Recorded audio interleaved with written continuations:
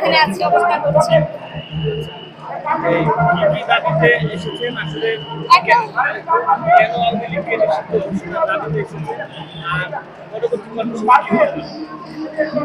পরবর্তী কর্মসূচি আসলে এটাই থাকবে যে যতক্ষণ পর্যন্ত আওয়ামী লীগ নিষিদ্ধ না করা হয় আমরা রাজপথে অবস্থান করব। এটাই হচ্ছে আমাদের এই পর্যন্ত কর্মসূচি। এই পর্যন্ত আসলে আমাদের সিদ্ধান্ত হয়েছে, এরপরে কর্মসূচি এখনো বলা হয়নি। আর 3 দফা দাবি হচ্ছে আওয়ামী লীগকে নিষিদ্ধ করতে হবে, সন্ত্রাসী দল ঘোষণা করে আওয়ামী লীগের বিচার, যে জুলাই যে গণহত্যা করা হয়েছে এবার বিচার করতে হবে, এবং হচ্ছে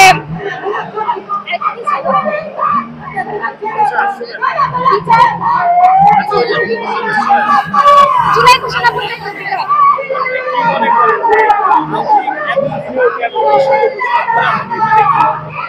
এটা আসলে আমি আমার দৃষ্টিতে মনে করি যে উপদেষ্টাদের খামখেয়ালি।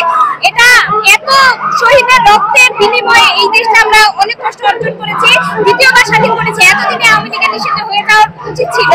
এটা নিয়ে আমাদের প্রধান উপদেষ্টার প্রথমেই কাজ করা উচিত ছিল আমার যতটুকু মনে হয়। তো যেহেতু হয়নি, এতদিন আমরা দেখেছি যেহেতু তিনি কোনো পদক্ষেপ নেননি, আজকে আমরা এই জন্য রাজপথে।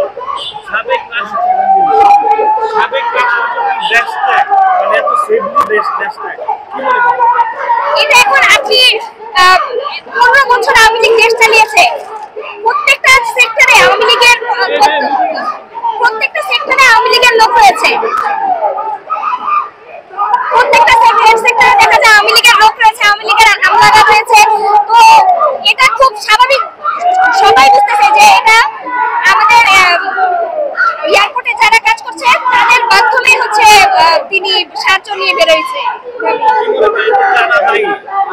অবশ্যই আওয়ামী লীগের লোক, এখনো তো আওয়ামী লীগের লোক আছে, হতে পারে আমাদের মাঝে আওয়ামী লীগের লোক আছে, তাদের মধ্যে কেউ এই কাজ করেছে, তারাই দায়ী।